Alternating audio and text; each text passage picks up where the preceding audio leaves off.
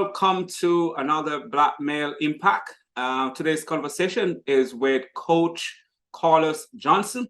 And Mr. Johnson, welcome to the Black Male Impact. Dr. Cross, thanks for having me. Yes. And before we get into the conversation and start asking you these questions, could you mind tell us about some of the things that you do? Although maybe the questions will cover more aspects of your work and the impact that you're having, but go ahead and feel free to share with us about you. Sure. I've been in this work now for a couple of decades. It's even odd to call it work. I mean, it is a passion project of mine. I actually love what I do. So sometimes it's odd calling it work, but I've been in this space for a couple of decades. And my goal has always been to just free the minds of not only young people in schools, but also their families. I've started out in this work as a family minister. And then once I began working with families, I realized that families were struggling with their young people. And then once I realized that they were struggling with their young people, the easiest way and the most effective way to get to young people is in their schools. So that took me into the school building, and that just changed my life. I was working for IBM at that time. And once I got into the schools, I realized that that's where God called me to be. Went back and got some additional certifications and end up going into the classroom. The classroom led me into administration, and then administration led me into consulting. So it's been a journey, one that I would not have designed myself. It was not a traditional path, which again, further let me know that it was not my doing at all. Man, and sometimes we have to just adhere to those promptings, and that's how we stepped into our purpose. And almost similar to you, but save that for another time because I didn't start out in education myself. But this conversation is not really about me. It's about you and the impact that you're having. So what I want to do, I'm going to go into the first question. And I know I'm going to circle back around in what you do specifically in the classroom. So my first question to you is, what is the mindset that it takes to make a positive impact? Yeah, you mentioned it early, and the word that changed my life is the word that you used, and that word is purpose. I'll never forget as a young man when I would do things that I should not do.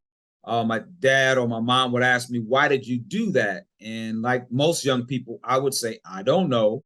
And my dad's response was always the same. If you don't know why you did that, then you had no purpose for doing it. And what he was trying to teach me, even at a young age, is that every action has and should have a purpose. So if getting to the heart of your question, the impact starts off by having a purpose. And that purpose is what generates the power. And then that power begins to have a person begin to think differently about the places they go, the people they hang out with, everything gets filtered through that purpose. So if you truly want to have impact, everything starts with first identifying purpose. And you said something that everyone has to think about, because once you identify what you want to do, it should, where you go and the people you hang out with, you should start think about that. Because once you start doing that, because as they say, we are like the 5 people we spend the most time with. So if you have a purpose, you will know that maybe these people are not going to help me to get to where I want to go. So I think that is very, very, very important when we're thinking about making an impact, because what we do affects everything, and how we think affects everything. So I really appreciate that. So I'm going to go into my next question. What advice do you have for the men listening and how they can play a role in creating positive change? Yeah, and there, that one's simple, but not always easy also. So it once again, it starts with and I don't think we'll ever get around this, because it's the springboard to everything. That is identifying purpose. Now, it may not be that specific purpose, but it starts with a general purpose. So the general purpose is just understanding that you are not here by a mistake. So when you really look into science, and if we're going to be real men, let's look at the science. When we start talking about when your mom and dad decided to do what they did, there were anywhere from 300 to 600 million sperm release that gave their lives to reach one egg. And when you just think about the science of that, it's amazing that you and I are sitting here, that the process of creation, of being born, whether you're a believer or whether you're wherever your faith is, doesn't matter. The science of birth is an amazing process. So if someone can come to the understanding that you're not here by mistake, that some miracle had to happen for you and I and every man to be here, that general purpose should now prompt you to say, wow, am I truly here just to chase women and make money? Is that it? I mean, is that it? And if you can get past that, then you can start narrowing it down to start asking some more crucial questions about your life. Okay, since I'm not a mistake and I'm here for a purpose, what exactly should I be doing? So my advice to men is, first, understand that you're not here by mistake, number one. Number two is narrow it down even further to say, okay, what's my more targeted purpose for being here? Okay, the next thing is to start identifying what types of gifts and talents, interests that you have, because those are mile markers, if you will, to finding out what your more specific purpose is. So if you're a thinker, if you're a tinker, if you're someone who likes to tink with things, that could be an indication that you're an engineer. It could be all kinds of mile markers, if you will. So number two is going from general purpose, narrowing it down to more specific purpose. And then when you really find contentment, happiness, and impact, to your earlier question, is now that I've identified my gifts and my talents and my interests, how do I use those to better myself, my family, and society at whole? So men just took asked those three questions. What's understanding that first, my general purpose is I'm not a mistake. Second is, what are my gifts and talents and interests? And then thirdly, how do I use those gifts and talents to now better my life and others? If they just, those three steps right there are life-changing. Listening to you sharing those steps, I think that's a really good way of giving us all, not just men, perspective on life. Because knowing, just identify, I like the part where you say identify your gifts and talents, and that will help you to identify purpose, because we all have different gifts and talents. Because I really like that. And I think the listeners appreciate that too, because it gives a more simple and direct way of identifying what you can do. And once you find that, and as you mentioned, find contentment in what you're doing, that can lead to you enjoying this process of life, because now you're doing something that you enjoy doing, and it ties closely with your natural talent and ability. So I really appreciate that perspective that you share, because a lot of people tend not to find their purpose or why they're here. And just to know, as you said earlier, that you're not an accident. Right. So not an accident at all. Yes, sir. I really appreciate that perspective. That's really a simple and direct way to find out what you can do with your life whilst you're here. Yeah, and if I could, Dr. Cross, there's a book I would like to share with you and your listeners, and that is, there's a book by Gary Keller called The One Thing. And what Gary Keller talks about, now he's the he's the nation's largest real estate, a seller of real estate. I mean, he doesn't develop homes, he sells them. So this is not a real estate principle, but this is a principle that transformed his company into the largest real estate organization in this country. And what he decided to do was not to chase after all of these different things, but to so narrow his focus so that it was almost laser beam like. And what he says in his book is every morning he learned and he taught his sales team to ask themselves one question. And this one question changed the trajectory of his organization. And the question simply is, and I ask myself this also now, and it focused me like a laser beam. And the question simply is, what's the one thing I can do today, such by doing so will make everything else easier and unnecessary? Not the 3 things, not the 5 things, not the 10 things. What's the one thing I can do today, such that by doing so will make everything else easier and unnecessary? Brother, that one question speaks to, once again, your opening piece about purpose. And when you laser beam focus, my purpose is to transform the lives of students in their schools. That's my one focus. Then I don't get caught up with all of the other things. I don't chase those other things, because my one focus is right there. And I would encourage anybody to pick that book up. It is a life changer, The One Thing.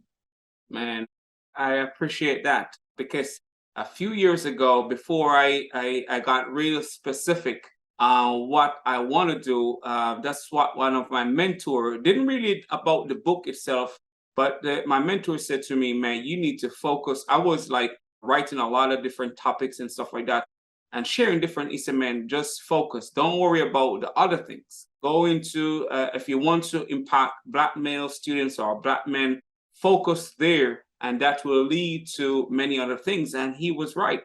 It helps to open more doors, because almost everything, or people in general, can use the same lessons.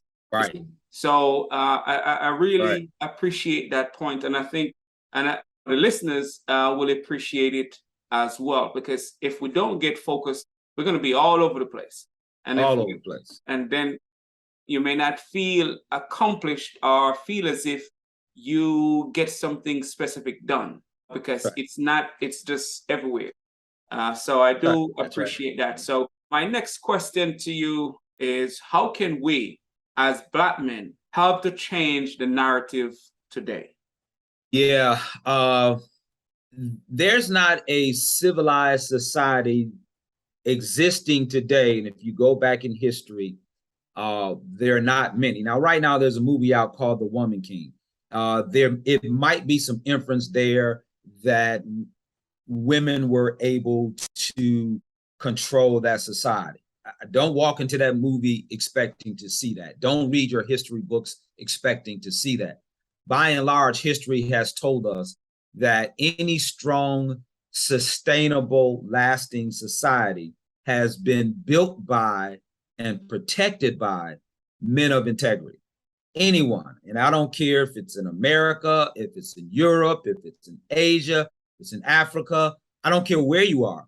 You won't find societies in any great measure. Now, if there's an exception to the rule, I'll stand corrected, but by and large, great men of integrity build great, lasting society. So if men really want to do this, they will walk in integrity. They will let their yays be yay and their nays be nay. I mean, just one of the simple things like having our today's meeting. I could have shown up 2, 3, 4 minutes late, apologized, and thank you, I'm sorry, we're doing. But time is a function of integrity. Saying yes and delivering on your yes is a function of integrity. So men, my brothers, start with just personal integrity. If you say you're going to do it, do it. If you say you can't, then mean it. Start with integrity. And once we start there, people can trust us. And when people can trust us, and then we walk in purpose, you want to talk about really transforming and having an impact on your, starting with your personal life, moving into your family, your community, and then your city, and then this state, and transforming this country. Just men starting with purpose, walking in integrity. You want to have an impact from there. Let's do the small things. We keep wanting to do all these great big things.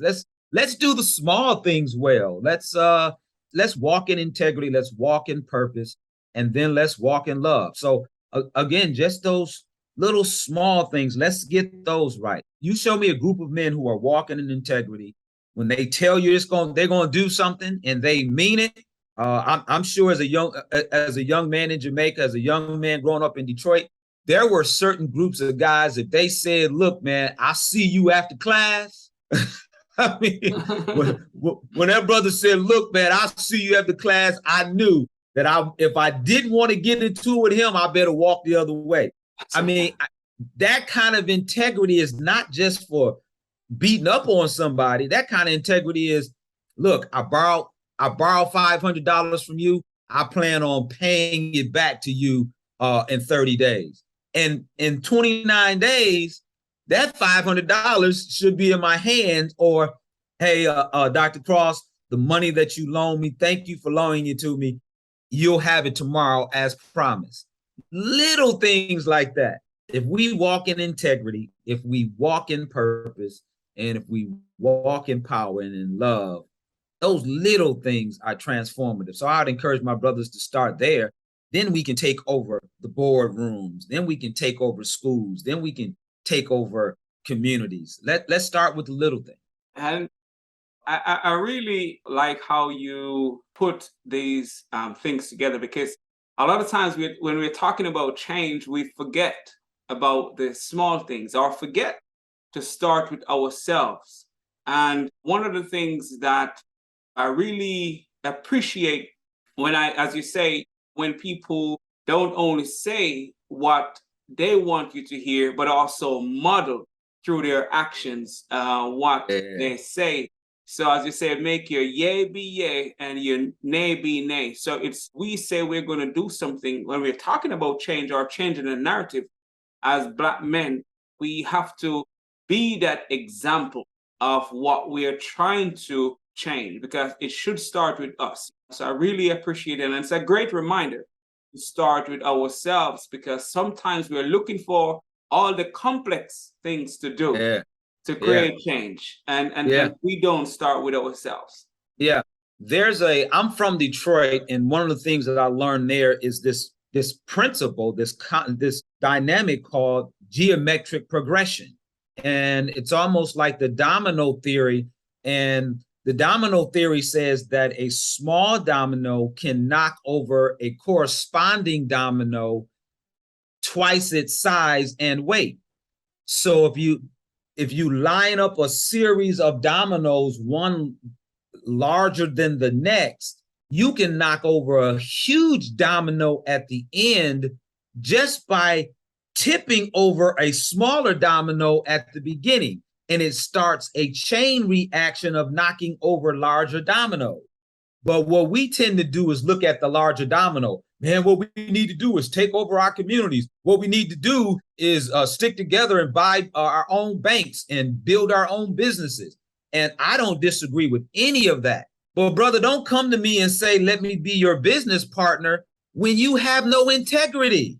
I can't trust you with the smaller thing.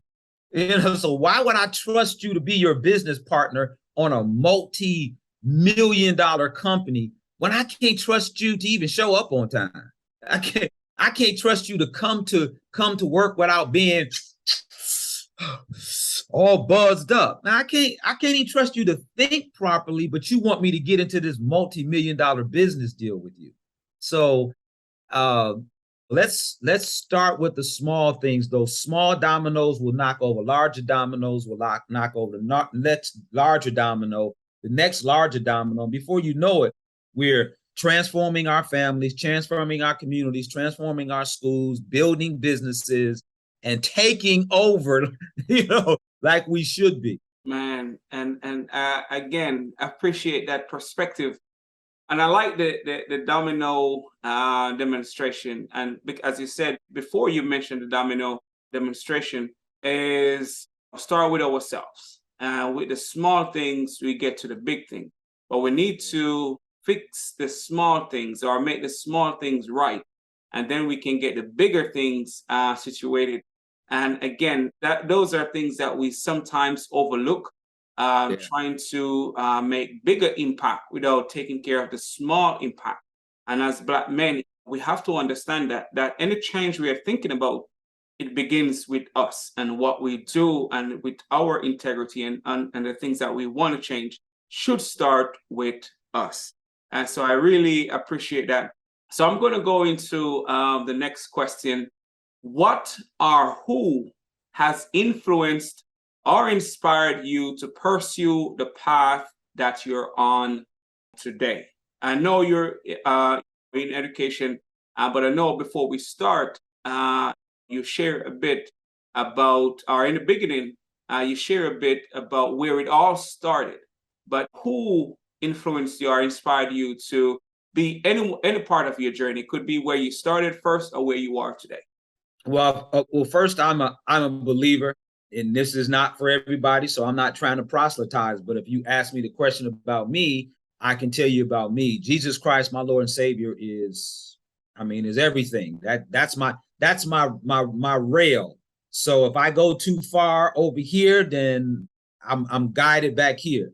Am I perfect? No. Then my dad had a strong influence on me. I mean, he had a very strong influence on me in terms of a work ethic. He was not going to be outworked. That just was not going to happen. You might be bigger and stronger, but he was not going to allow you to outwork him. And he was an entrepreneur. So, my dad, when I was coming up, he had these I don't know what they call them now, but they were just bubble gum machines all around the city. And on the weekends, after he got off of working his crazy shift, he and I would just ride around and collect his money from his bubblegum machine. Wow. It was crazy. As a kid, he didn't really talk to me about business principles and how to grow a business and scaling a business. He didn't have those conversations with me. But by osmosis, I saw him work from sun up to sundown and then come home, and we would go around and collect his little money from the bubblegum machines. Now, how much money he collected, I don't know, but we never begged for anything. We never had to beg for anything. So he was a crazy model on me. Now, as I grew older, I was attracted to, and I say that affectionately, not in a homosexual way, but I was attracted to men who had those same philosophical tendencies, men who worked hard. I found myself attracted to them. Now, was it one particular man? I can't say that. There were multiple ones, but any man that was in my space, they somehow, Dr. Cross, had those same kind of tendencies as my dad. They worked hard. They were entrepreneurial. I was just drawn to them like a moth to a flame. If a brother was talking about business, I was drawn to him. If he was a guy who had integrity, I was drawn to him. So I could give you a list of those men, but I think it would be, I would ultimately would miss somebody. Yeah. But I'll give you a profile of the type of men. As I work with young men, and I'll leave you with this on this question. As I work with young men in schools now, there are a lot of young men that I work with who are confused about their sexuality. And I get it, but I have to help them understand. Young man, don't confuse, and brothers, hear me what I'm about to say here, because it turned a light bulb on for me. Young men are confusing their admiration of a man for attraction. And we've got to get that straight. Yeah. me admiring a Dr. Cross doesn't mean that I'm attracted to him. Yeah. And a young man who doesn't really have a healthy man in his life to process that admiration can be fooled to think that that's attraction. And I'm saying, no, young man, don't be fooled. You don't think you're attracted to that young guy sexually. There's probably something in you that admires him. And to your question about the men who in my life, I always admired men who had my father's tendencies. Yeah. And I was drawn to them. I wasn't sexually attracted to them, but I was drawn to a man who could stand up straight and speak intelligent and stand toe to toe with men of other ethnicities and didn't shrink in front of them and yes, sir, whatever you say, boss. They didn't. I was drawn to men who would stand up in the room and say, yes, this is how I feel. This is what I think, and could control their emotions and wasn't just like, I'll kill you, nigga, you know, they didn't go all like that. They could control their emotions, put together a concise statement and stand firm on that statement and say, this is what I feel. This is why I feel it. And this is why I think you all should do what I'm suggesting. Those kind of men I always admired those men. That's the reason why the first Black Panther film, you know, was $1 billion, because men all over this world were like, yeah, that's the kind of man I'm talking about. You're right. We have to find people that exemplify those characteristics, you know, that we can look up to, that we can learn from. Because once we do that, we start to pick up on their habits. We start to pick up, even without them talking to us, because we can learn from people around us that display those characteristics without saying, oh, you need to be on time, you need to dress well, you need to speak well. You know, so if we in those environment, it's always good. And I really appreciate, again, your perspective, because again, these are the simple things that we tend to, especially for the younger generation or the younger males, because as you mentioned, they get it confused. Admiration and affection, not affection, but attraction. Attraction. So it's you can admire people and learn their mannerism, their habits and stuff like that through just admiring them and stuff like that. So I really appreciate it. And I think that's a great way to even develop yourself as young men. Yeah. I mean, in Africa, I spend weeks in Northern Africa. Every 4 years I go there and spend weeks. I work in schools over there. And to see brothers walking down the street together and showing affection to one another without it being sexual, just, brother, I love you. You know, and to see brothers walk arm in arm like that, man, is just, it's transformative. And the only way we see that in the States is in the form of homosexuality. And it's so very unfortunate that the only way brothers show affection to one another in this country is through a sexual vehicle. I'm like, man, you all are missing it, man. I can love on you, brother, without being sexually attracted to you. And just like, hey, let's get together, man. Let's do some work together. Let's do some business together. And I appreciate you, and what you're doing is powerful. But we've twisted that thing in America to something that means it's sexual. And man, how perverted is that? Now, if being sexually attracted to another man is your thing, it ain't my thing, but that's your thing, that's your thing. But what we miss out on is I can admire another brother without being sexually attracted to him. Like, man, what you're doing is powerful. And how can I support it and move on? No, that's also a part of the culture and what we grew up in and stuff like that. So it's different, as you said, when you go to Africa and stuff. But I think it's almost the same like in America, in Jamaica. We don't really appreciate or tell another brother that, you know, what you're doing. But maybe they do, but not so much because of what it associates with, you know, when you show that type of support. So because we grew up to be tough and always be mean, looking and stuff like that. So people always tell me, man, you need to smile more, but it's just part of the culture. You kind of show up in life as how you have been taught.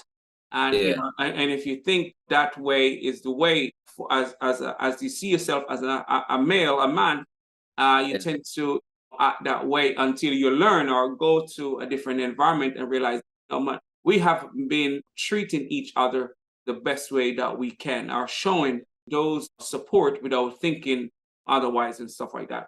So I'm going to go into the next question, and it is, what is your perspective on the current climate of Black men in society today? brother. It grieves me. It really does. My short version is Black men have been dumbed up through education. They have been locked up through incarceration. They have been gayed up through homosexuality, and they have been drugged up through medication. So between being dumbed up, gayed up, locked out, between all of these things, Black men are in trouble in this country. And because of that, this country is in trouble. You can't lock up a third of your citizenry. You can't dumb up a third of your citizenry. You can't gay up a third of your citizenry. You can't dumb us up and then think that we don't have an effect on the country as a whole. It's asinine to believe that you can do that. So we've got some work to do in our own house, in the African American community. We've got our own work to do. And then we've got some work to do in this country on whole. We've got to stop targeting Black men legally. We've got to stop it because it has an overall effect on this country. It's not just reserved to our community. Now, if I'm speaking just to us, having an in-house conversation, then what I'm saying to us as Black men is we have got to regain our rightful place as men in a society. And if you want to know what that rightful place looks like, then pause for a second and look at other ethnicities, not other races, because we're all one race. Look at other ethnicities and see how what the male's position is in that community.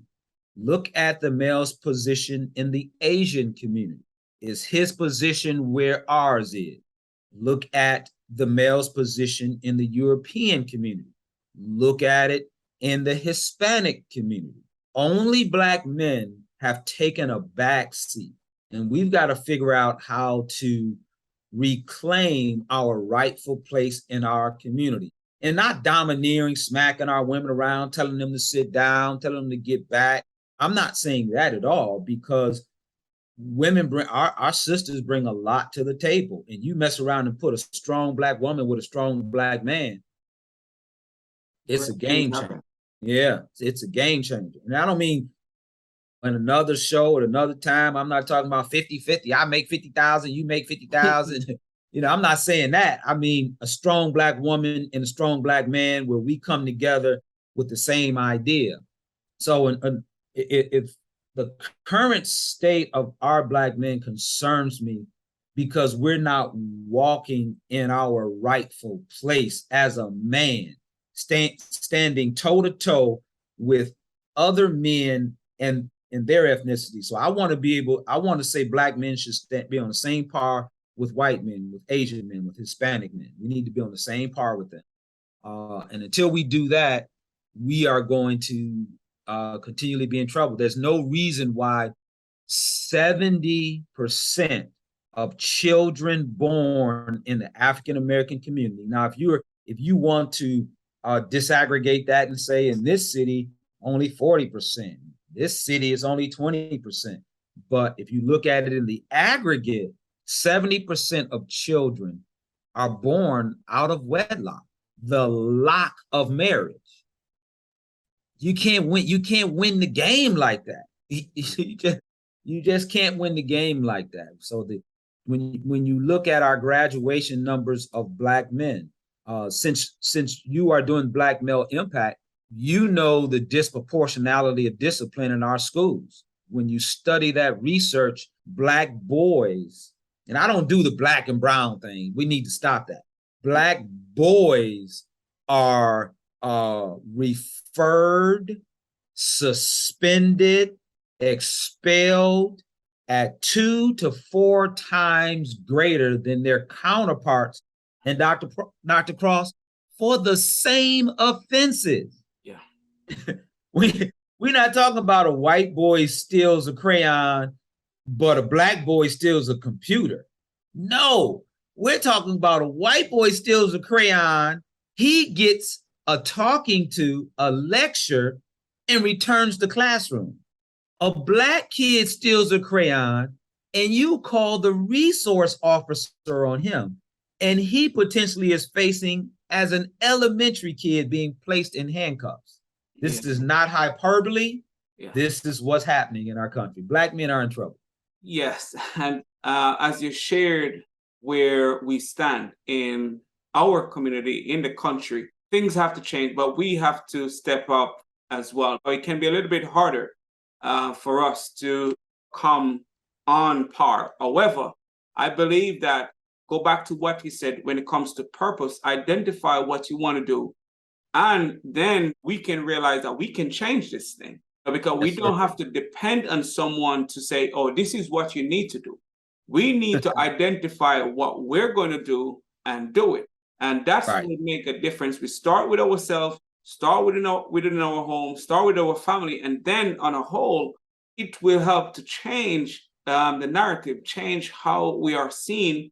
But we have to make sure we are doing our part. But I also understand that the system itself doesn't set up for us in regards to, we don't get the same treatment, the same fair treatment as everyone else. As you mentioned, that as men, we are in trouble. And from what we're seeing, this is not hidden to the public. It's what is seen from the killing of Black men unlawfully and stuff like that. So we see that everyone doesn't get the same treatment. We don't get the same treatment. And I know in one conversation, one person shared that we have to be twice as good to get some opportunity. So with all of those different things that is up against us, it can be more challenging. And that's why we have to, especially as Black men, stand where we are and stand in an integrity so we can help to change that narrative. Because if we don't do that, man, it's going to continue. But as you mentioned, man, if things don't change, the world is in trouble. Because if we're in trouble, the world is in trouble, because we don't get to share our greatness. Because because we don't know who has the solution. But if that young man don't get the opportunity, he may have the solution. And then our world is in trouble, because that Black male does not get the opportunity to become who he can become, because of all the different things that he's up against. And that's a reality that we have to deal with. So I really appreciate that perspective. Yeah, I mean, it's playing out right in front of us right now with the M.A. Udoka situation in Boston and the Brett Favre situation in Green Bay. M.A. Udoka has a consensual affair with someone in an organization. Is he wrong? Yes.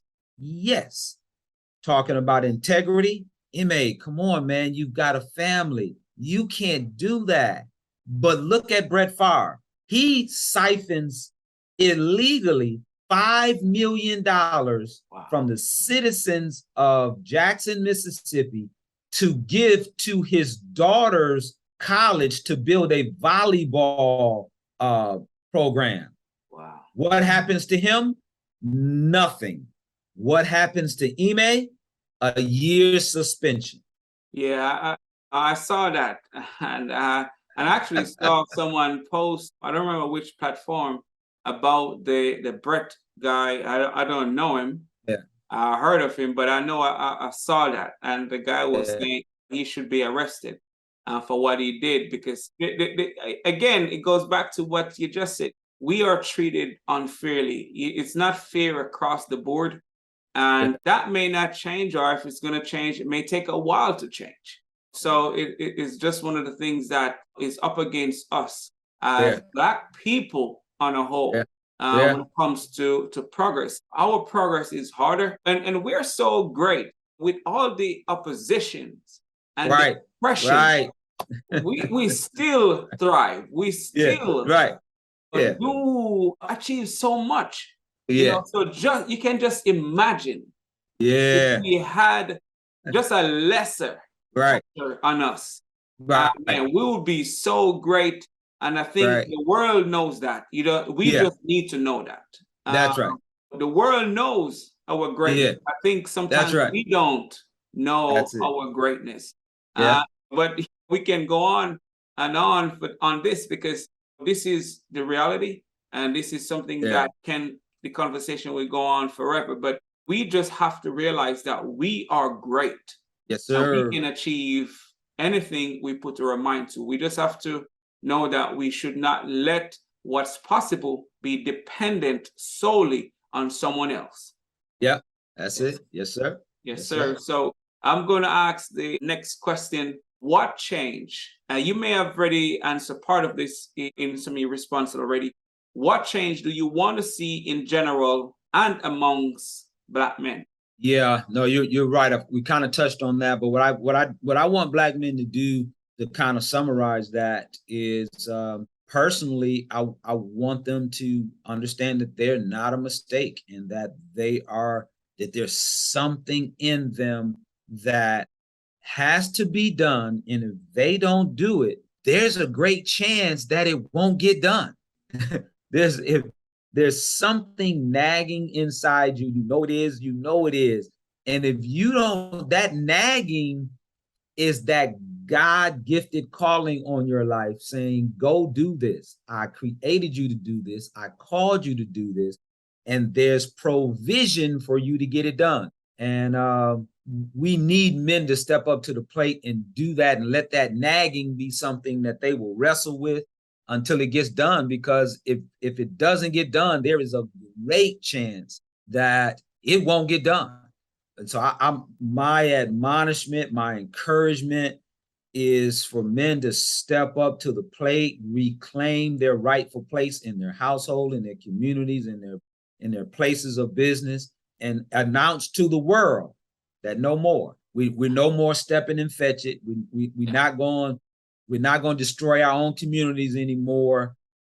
You guys are going to have to come to the table and deal with us as equals. And when Black men start doing that, they will garner the respect that is due them. I think that's it. Loss of respect for us. We have to respect ourselves. Self-respect is going to be key in going forward.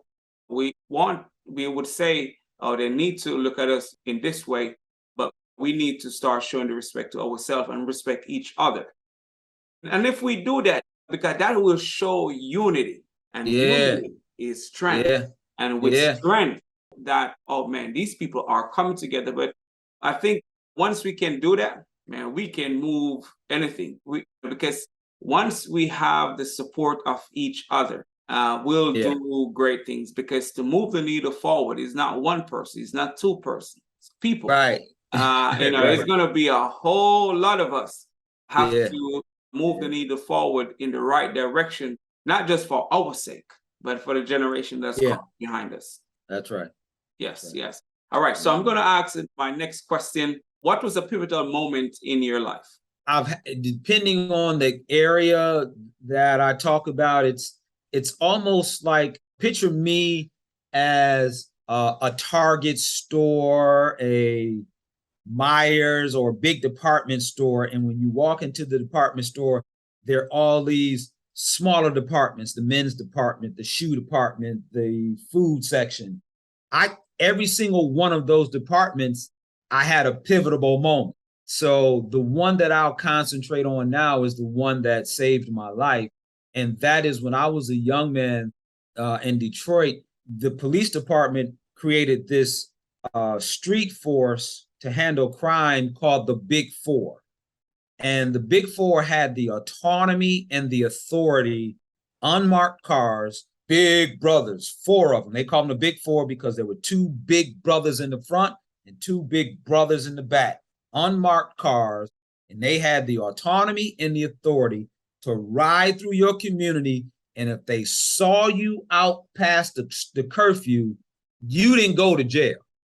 And I'll never forget, me and my crew, we were hanging out one night and we were out past curfew. Shouldn't have been, but we were. Young men, we're going to take our chance. And we out hanging out, and come screeching around the corner is this unmarked car. And we all knew it was the Big Four. So everybody scattered. I ran and ducked up underneath this car inside a person's driveway. Big Four went up and down the block. They came and turned into the driveway, and their headlights, I'm laying up underneath the car, and their headlights, they had to be shining on me because they were pulled up in the driveway, and I'm laying up underneath the car in the front. And I'm saying to myself while I'm lying there, I'm praying all the time. And all I was saying was, Father, if you let me out of this, the rest of my life is yours. Wow. Dr. Cross, headlights on me, underneath this car. They sat there for it seemed like an eternity. They backed up and pulled off. And I haven't forgotten my promise. And from that day on, I wasn't in a church. I didn't get baptized. I didn't go underneath the water. It wasn't any of that. What baptized me that moment was my promise to my Heavenly Father. And I haven't looked back. And because of that, that gave my life purpose. And today I'm here before you and not in jail or beat up somewhere because of that. And that most definitely is a pivotal moment because, as you said, it gives you purpose. And it goes back to everything that you have said, that you make the promise and you keep the promise. Because we never know, God always have a different way to get to us. And that's a moment in your life for you to gain some perspective and realize there was a bigger purpose for your life. So that is really important. So I'm going to ask this question, and this is one real important one, but what life lesson you learned late that you think is important for this generation? Now I'm rifling through my memory on which one I want to choose because I've got a bunch of those. But the lesson that I learned late that I would like to share with anybody who would hear would be that you are not alone. And what I mean by you're not alone is not only are you not alone in the sense that you don't have somebody to help you, but you're not alone in the sense that you need help yourself. So Charles Dunn has this poem about being an island unto yourself. And it basically says, no man is an island unto himself. He is a part of the main. And when I learned that not only was I not alone, but I had a responsibility to the whole, that changed my life. That is not just about me. I also have a responsibility to you. I have a responsibility to my neighbor. I have a responsibility to everybody who looks like me, because every time I walk in the door, they don't just see Coach Carlo. They see Dr. Cross. They see my son. They see my father. I'm not an island unto myself. I am a part of the main. And when I diminish my life, I diminish yours. When you diminish your life, you diminish mine. And that's what Charles Dunn was telling us in his poem, is that we're not only are we not alone, but we have a responsibility to us as a whole. And any African-American man who thinks it's all about me, man, I'm getting my own. Brother, I just want to say to you, you're misguided. You're misguided. Not only are you not alone, but you owe your life to us, just as I owe my life to you. And when we start thinking like that, what's the Jamaican saying? You guys on your crest. Out of many, one people. Yes. That's right. That's it. Yes, sir. Yes, sir. Yes. That's what you guys saying. And that's exactly what I'm trying to convey right now. And that's what Charles Dunn was trying to convey. Yes, as I said, if we diminish our life, if we act a certain way, we are always representing us. It doesn't matter where you are representing every other Black man because they're going to judge you. And if you stand Yeah. in an integrity, it helps to change someone's perspective and Yeah. change that misconception that they have Yeah. of us as Black men. So we have to always remember that. They ask me every day, even on days when we can dress down at the school, I'm still like this. They be wondering, but I'm not doing this just for me. I'm doing it for the young man who doesn't have that example. See someone that they can look up. Maybe I can change the way I show up in life just because. Yeah. So we always have to think about not just ourselves, but who will be inspired by what we do and change those who may think differently of us, their perspective of us as Black men. So I really do appreciate that. So before I get to my last question, I want to ask, where can the listeners find you and help support the great work that you're doing to make a difference? I'm real easy to find on most social media platforms other than Twitter. But the easiest way is to remember my name, carlosjohnson.org. That sends you everywhere. So if you go there, that'll send you everywhere else. Just carlosjohnson.org. If you go to my YouTube channel, you can go to Coach Carlos, the trainer. If you want to go to my website, that's real easy. That's imageofsuccess.com. But if you start at carlosjohnson.org, that'll take you everywhere, or Coach Carlos, the trainer. Okay, appreciate that. I will also remember to put that somewhere so they can click on that link to go to you and find your work. So I appreciate you sharing that. My final question is, what impact do you want to have on the world? Yeah, there are three things I've been saying for the last 10 years, and I'm thanking God for helping me transition through these three things. I've been blessed for the last 2 decades to make financial transactions with school districts. Transactions. My next phase was I wanted to transform lives. So check on the transactions. Been blessed, haven't missed a meal, haven't lost a house, haven't lost a car. Family's okay. Transactions are okay. Transformation is the phase that I'm in now. Doing well, but I want to do more. Where I am now is I am building a system that will monetize mentoring. I'm so happy to know that it is working very well. I am the first 3 test markets that I put in have worked well. I'll be having some major announcements about that a little bit later on. So from transactions to transformation.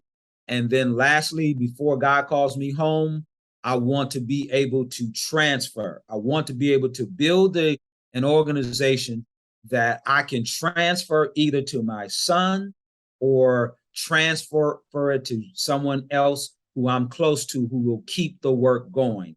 So moving from just simple transactions to transforming lives to ultimately transferring my business either to my son to leave a legacy or selling it outright to someone who will buy the business for me.